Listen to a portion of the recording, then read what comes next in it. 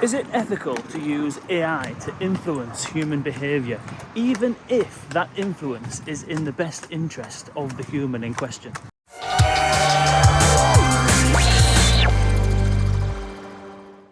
Before Christmas, I was on the Reimagining the Contact Centre podcast with Marc Bernstein, and we had a conversation about a video that I saw of Tony Robbins explaining a sales pitch that he was forced to give at a company that he used to work for. You talk about a hard close.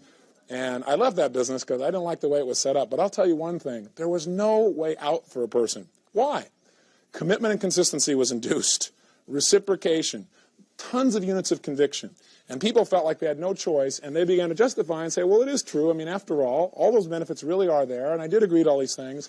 And a lot of people didn't want to buy a bot. We were discussing whether that kind of approach could be taken to program AI to do the same thing and to basically trick people into doing stuff that they don't want to do. Unethical, obviously. But what about if you could use AI using the same frailties, I suppose, in human cognitive psychology in order to influence people to make decisions and act in a ways that is in their best interest? Well, that is exactly what the National Eating Disorder Association did in their latest study, which essentially built a chatbot built around the cognitive behavioural psychology used in actual clinical treatment of eating disorders. Through building a chatbot and testing it with people who show high-risk symptoms of developing eating disorders, not people that actually have eating disorders, they were able to prove that it has an effect. It doesn't exactly have an effect on every single area, but it did show a decline in people's propensity to develop an eating disorder. That means that rather than relying on people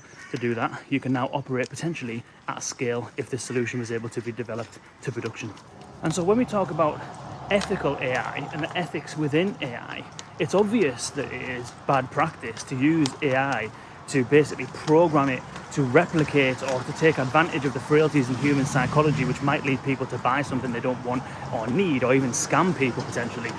Is it also then ethical to use the same frailties in human psychology to create an AI that is acting on people's best interest? Let me know what you think in the comments below. It's an interesting one.